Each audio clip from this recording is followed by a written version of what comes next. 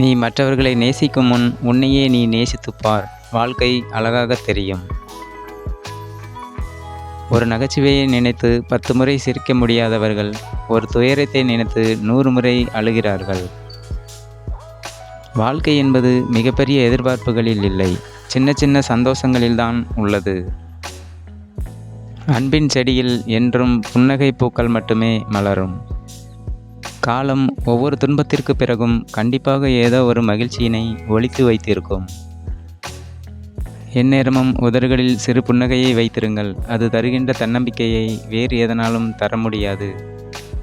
கனவுகளும் கற்பனைகளும் தான் பலரின் வாழ்க்கையை ஆனந்தப்படுத்துகிறது. தொலைந்து போன நாட்களை தேட முயலாதீர்கள். இனி வரப்போகும் நாட்களை இன்பமாக்குங்கள். சில பெறுதலும் சில மறைதலும் இருந்தால்தான் வாழ்க்கை சுவாரஸ்யமாகும். ரசிப்பதை எல்லாம் அடைய நினைக்கிறோம், அடைந்ததை எல்லாம் ரசிக்க மறக்கிறோம். பல வருடம் வாழும் மனிதன் அழுது கொண்டே பிறக்கிறான். ஒரு நாள் மட்டுமே வாழும் பூக்கள் சிரித்து கொண்டே பூக்கிறது. நமக்குள் வெறுமையான இடத்தில் முடிந்தவரை சந்தோஷங்களை நிரப்பிக்கொள்வோம். இல்லையெனில் அந்த இடங்களில் பிரச்சனைகள் தானாக நிரம்பிக் கொள்ளும். உன் புன்னகையால் உலகை மாற்று, ஆனால் உலகம் உன் புன்னகையை மாற்ற அனுமதிக்காதே.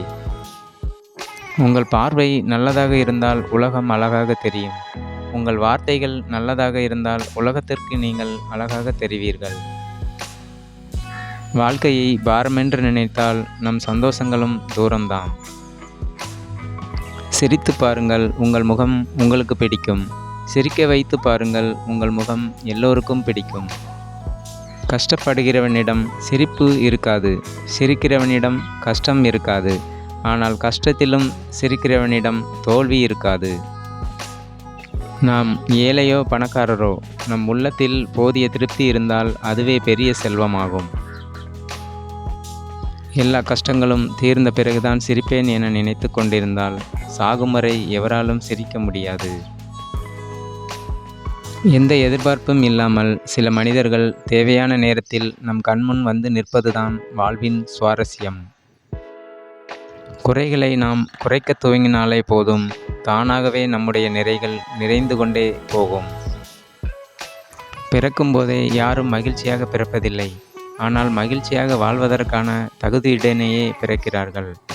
முடிந்த அளவிற்கு மகிழ்ச்சியாக இருக்க முயல்வோம். நன்றி, வணக்கம்.